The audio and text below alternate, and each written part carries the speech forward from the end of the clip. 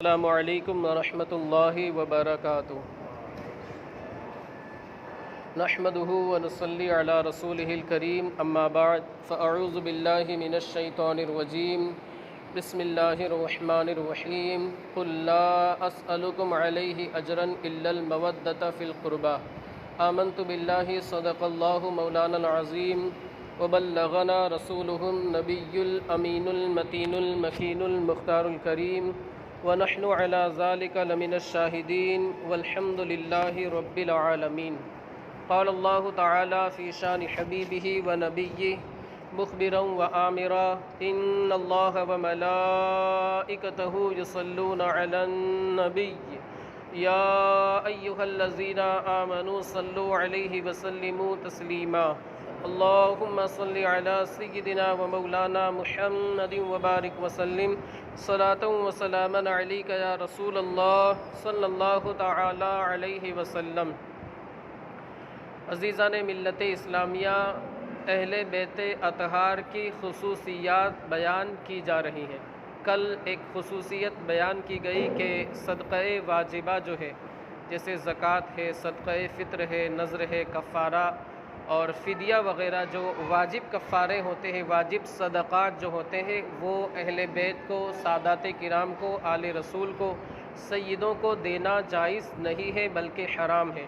اور اسی طرح انہیں لینا بھی حرام ہے۔ اس کی وجہ یہ بیان کی گئی تھی کہ چونکہ یہ زکوٰۃ جو ہے یہ لوگوں کے مال کا میل کچیل ہوتا ہے، اور اتنی عظیم بارگاہ میں میل کچیل پیش کیا جائے، یہ اہل بیت اطہار کی تعظیم اور ان کے ادب کے خلاف ہے۔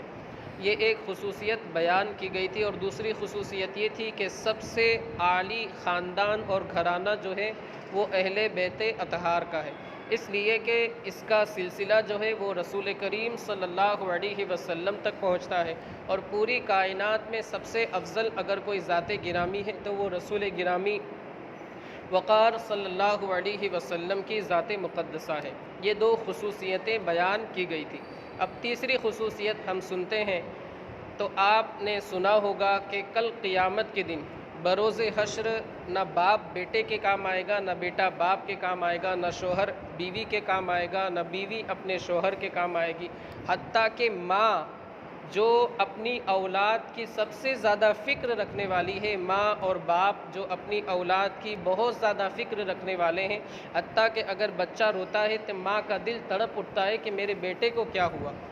ایسا ہوتا ہے۔ اسی طرح باپ بھی متفکر اور پریشان ہو جاتا ہے کہ ہمارے بچے کو کیا ہوا، لیکن یہ جو رشتہ داری ہے، یہ باپ کا تڑپنا، ماں کا تڑپنا صرف اور صرف قیامت، صرف اور صرف دنیا ہی میں ہے۔ کل بروز قیامت ان کا تڑپنا اور ان کا بلبلانا، ان کا پریشان حال ہو جانا یہ نہیں ہوگا، اس لیے کہ ان کی جو رشتہ داری ہے وہ ساری کے ساری منقطع ہو جائے گی، ساری کے ساری رشتہ داری ختم ہو جائے گی۔ وہاں تو حال یہ ہوگا کہ یوم یفر المرء من اخیہ، قرآن عظیم میں اللہ رب العزت ارشاد فرماتا ہے کہ انسان اپنے بھائی سے بھاگے گا، وَأُمِّهِ وَأَبِيهِ، اپنے ماں باپ سے بھاگے گا، وَصَاحِبَتِهِ وَأَخِيهِ۔ ایک 29ویں پارے میں بھی یہ آیت مقدسہ ہے کچھ الفاظ کی تبدیلی کے ساتھ، اور 30ویں پارے میں بھی یہ آیت مقدسہ ہے کہ اپنی بیوی، اپنے بھائی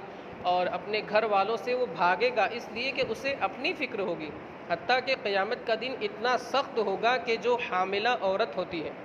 پریگننٹ جسے کہا جاتا ہے، تو اس کا جو حمل ہے قیامت کے خوف اور سختی کی وجہ سے گر جائے گا۔ اتنا سخت قیامت کا دن ہوگا، اللہ کا عذاب، اللہ کا قہر، اور لوگوں کو یہ مطلب شمار کریں گے، لوگ یہ سمجھیں گے کہ لوگوں کی جو حالت ہے وہ نشے کی حالت میں ہے، وما ہم بسکارا، لوگ مطلب یہ سمجھیں گے کہ وہ نشے میں ہے، وما ہم بسکارا، لیکن وہ نشے میں نہیں ہے، بلکہ قیامت اور اللہ کا جو خوف ہے اور قیامت کی جو ہولناکی ہے اس کی وجہ سے لوگوں کا یہ حال ہو چکا ہوگا کہ لوگ اپنی فکر میں رہیں گے، دوسروں کی فکر وہ نہیں کریں گے، اس لیے کہ خود ہی اپنے حساب کے متعلق پریشان ہوں گے۔ لیکن میرے دوستو، اللہ کے رسول صلی اللہ علیہ وسلم ارشاد فرماتے ہیں، کل نسب و سبب و سحر ینقطع یوم القیامہ الا سببی و نسبی و سحری، کہ قیامت کے دن سارے رشتے، سارے اسباب، ایک دوسرے سے جو قرابت داری ہے، ایک دوسرے سے جو تعلق، کانٹیکٹ ہے، رابطہ ہے، اور اسی طرح جو داماد ہونے کا رشتہ ہے، چاہے وہ داماد ہونے کا رشتہ ہے، جیسے کسی خاندان میں شادی وغیرہ کر کے دامادیت کا رشتہ جس کو ہم جمائی کہتے ہیں عام زبان میں، تو یہ جو رشتے ہیں سارے کے سارے قیامت کے دن ختم ہو جائیں گے۔ کوئی رشتہ دوسرے رشتے کے کام نہیں آئے گا، کوئی رشتہ دار اپنے دوسرے رشتہ دار قرابت دار کے کام نہیں آئے گا، مگر میرا جو رشتہ ہے، میرا جو سبب ہے اور میری دامادیت کا جو رشتہ ہے وہ قیامت کے دن بھی کام آئے گا۔ تو اہل بیت اطہار سے عقیدت اور محبت رکھنی چاہیے اور ان لوگوں کے ساتھ ادب کے ساتھ احترام کے ساتھ پیش آنا چاہیے۔ آپ نے شاید سنا ہو حضرت سیدنا عمر فاروق اعظم نے حضرت علی مرتضیٰ رضی اللہ تعالیٰ عنہ کی ایک صاحبزادی تھی حضرت فاطمہ سے، جن کا نام تھا ام کلثوم۔ اب حضرت عمر ظاہر سی بات ہے حضرت علی سے کافی سن رسیدہ تھے، کافی بڑے تھے، عمر میں بڑے تھے اور خلیفہ وقت تھے۔ حضرت عمر رضی اللہ تعالیٰ عنہ نے حضرت ام کلثوم کا رشتہ طلب کیا۔ اب ظاہر سی بات ہے وہ بہت چھوٹی رہی ہوں گی کہ حضرت علی بہت چھوٹے تھے، حضرت عمر سے تو کافی چھوٹے تھے، اب ان کی جو بچی ہے وہ بھی کافی چھوٹی رہی ہوگی، تو حضرت علی نے کم سنی کی وجہ سے، یعنی حضرت ام کلثوم کی عمر چونکہ کم تھی، اس وجہ سے آپ نے منع فرما دیا کہ میں یہ رشتہ نہیں کر سکتا، اس کی عمر بہت کم ہے۔ حضرت عمر نے اصرار کیا۔ اب لوگ یہ سمجھتے ہوں گے آج کل کے جیسے لبرل لوگ جو آزاد خیال لوگ ہیں کہ حضرت عمر نے معاذ اللہ اس نیت سے اس رشتے کو طلب کیا تھا جس طرح آج لوگ شادی وغیرہ کرتے ہیں۔ شادی کے مقصد کو آج لوگوں نے صرف اور صرف خواہش نفسانی پورا کرنے کا ذریعہ سمجھ لیا ہے، قضائے شہوت کا ذریعہ سمجھ لیا ہے،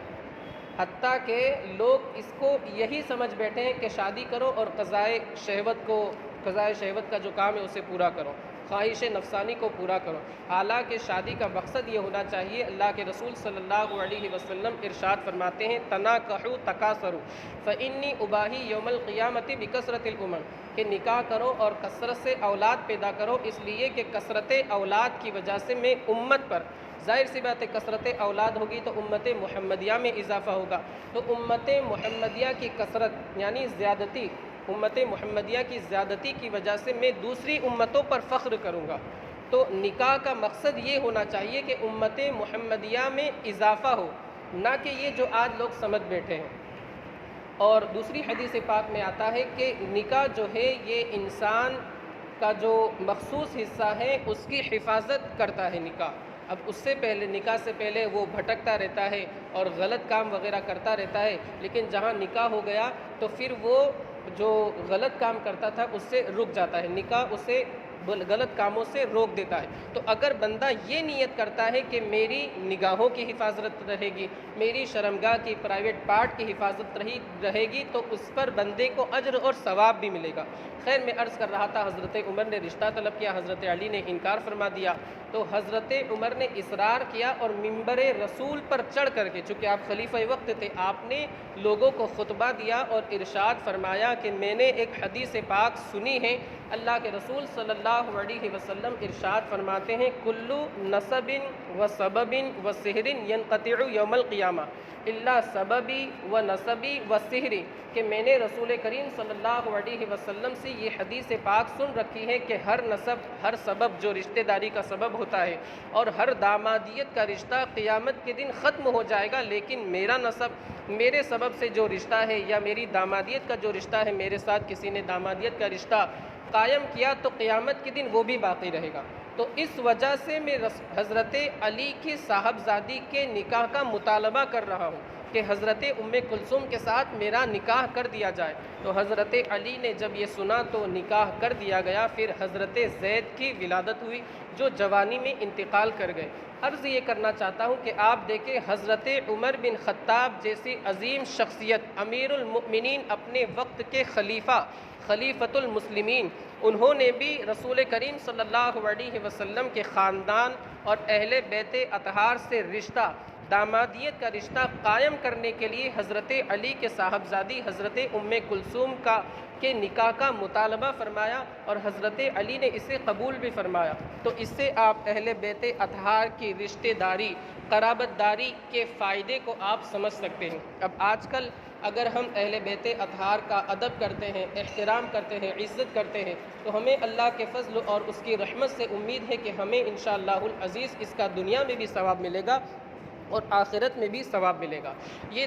تیسری خصوصیت تھی۔ چوتھی ایک خصوصیت ہے، آج کل جیسے بڑے خاندان والوں کو رویل کہا جاتا ہے، جن کا بادشاہ کے گھرانے سے تعلق ہو، رویل فیملی کہا جاتا ہے، شاہی خاندان کہا جاتا ہے۔ تو عہد رسالت میں نہیں، صحابہ کے دور میں جو سادات حضرات تھے تو ان کو سید نہیں کہا جاتا تھا بلکہ اشراف کہا جاتا تھا۔ اشراف جو ہے یہ شریف کی جمع ہے، شریف کا مطلب بہو وچن، پلورل جسے انگریزی میں کہا جاتا ہے۔ یہ شریف جو ہے یہ سنگولر ہے، اس کا پلورل جو آتا ہے وہ اشراف، بہو وچن، ایک وچن جو ہے وہ شریف، اس کا بہو وچن اشراف، یعنی معزز لوگ، شریف لوگ وہ جو ہیں وہ اہل بیت اطہار ہیں۔ تو عہد صحابہ میں اہل بیت اطہار کو اشراف کہا جاتا تھا۔ ظاہر سی بات ہے جو معزز گھرانہ ہے، جو اتنا عالی گھرانہ ہے، وہ شریف ہی ہوگا، اشراف ہی ہوگا۔ پھر بعد میں تھوڑی سی اصطلاح بدل گئی، لوگوں نے پھر اہل بیت اطہار کو سادات کہنا شروع کر دیا۔ سید کا پلورل اسے کہہ سکتے ہیں آپ، سید کا مطلب ہوتا ہے سردار۔ ظاہر سی بات ہے اہل بیت اطہار کی سرداری، ان کی حکمرانی پوری کائنات کے اوپر ہے، تو اس مناسبت سے، اس اعتبار سے انہیں سادات کہا جاتا ہے۔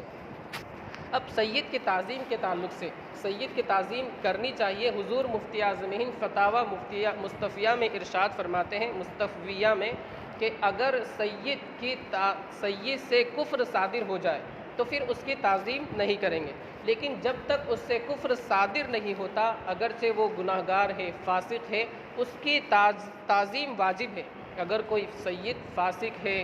اور معاذ اللہ وہ جیسے فسق وغیرہ کے کام کرتا ہے، تب بھی اس کی تعظیم ضروری ہے، جب تک کہ اس سے کفر صادر نہ ہو جائے معاذ اللہ، اس وقت تک اس کی تعظیم ضروری ہے۔ تو اس سید کا ادب اور احترام کس طریقے سے ہمیں کرنا چاہیے، ہمارے بزرگان دین سے ہم نے سن رکھا ہے اور ہم کتابوں میں بھی پڑھتے ہیں، ہمیں اس پر عمل بھی کرنا چاہیے، اور سید کے ساتھ اچھا برتاؤ، حسن سلوک، نیکی اور بھلائی کرتے رہنا چاہیے، اس لیے کہ حضور اکرم صلی اللہ علیہ وسلم ارشاد فرماتے ہیں کہ آج اگر کوئی کسی سید کے ساتھ، میری آل کے ساتھ، میرے اہل بیت اطہار کے ساتھ کوئی بھلائی کرتا ہے، کوئی اچھائی کا برتاؤ کرتا ہے، تو کل بروز قیامت میں اس کے احسان کا بدلہ دوں گا۔ آپ ذرا سوچیں، خود رسول کریم صلی اللہ علیہ وسلم جس بندے کو احسان کا بدلہ عطا فرمائے، اس کا کیا کہنا، اس کا بیڑا تو پار ہے، اس کے مقدر کا ستارہ تو چمک چکا ہے، اس کے مقدر کا ستارہ تو عروج پر ہے۔ اور ایک دوسری حدیث پاک میں آپ ارشاد فرماتے ہیں کہ جو شخص یہ چاہتا ہے کہ قیامت کے دن اسے میری شفاعت ہو، جو شخص یہ چاہتا ہے کہ اس کا بلند مرتبہ میری بارگاہ میں ہو، اس کی کوئی خدمت میری بارگاہ میں پہنچے، یعنی میری وہ خدمت کرنا چاہتا ہے کسی بھی طریقے سے، تو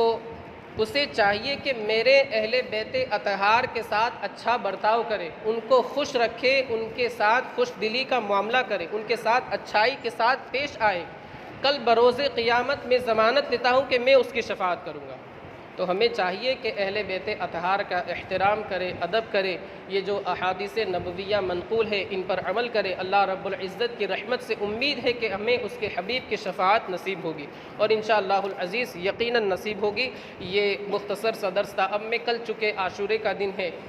10ویں محرم ہے، اس کے تعلق سے 2-3 باتیں بتا دوں۔ سب سے پہلے تو شب عاشورہ جو آتی ہے اس میں چاہیے کہ بندہ غسل کرے، اس لیے کہ مختلف روایتوں میں آتا ہے،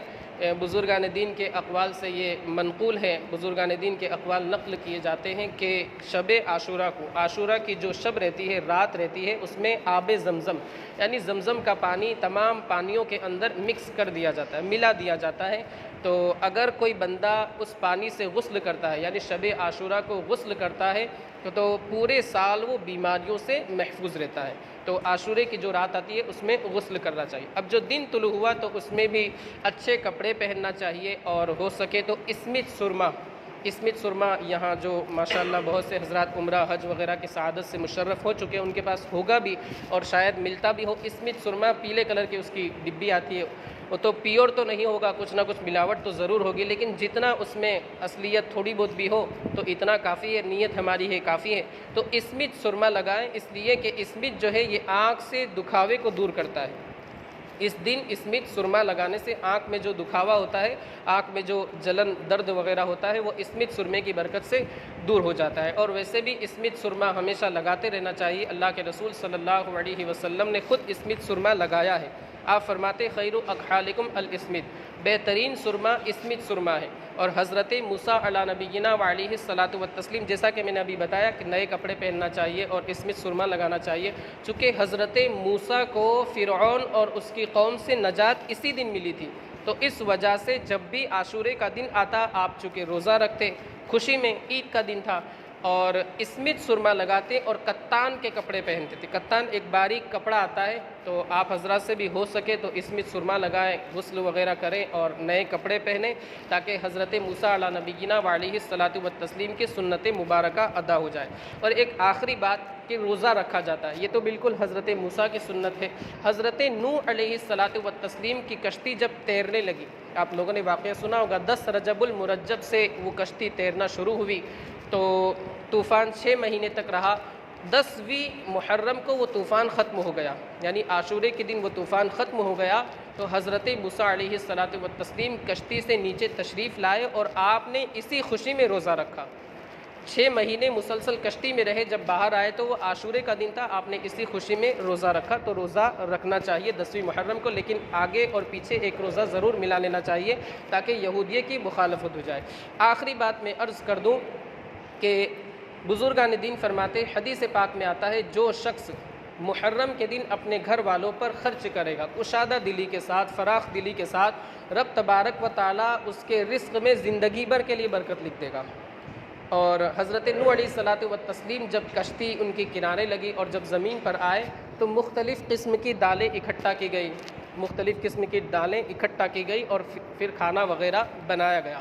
تو آج کل جو کھچڑا وغیرہ بنایا جاتا ہے عاشورے کے دن 10ویں محرم کو، تو علماء کرام کھچڑے کی اصل اسی سے نکالتے ہیں، چونکہ مختلف دالیں وغیرہ جو جمع کی گئی تھی پھر اسی کا کھانا بنایا گیا۔ تو آج کھچڑے میں آپ دیکھیں مختلف قسم کی دالیں استعمال ہوتی ہے،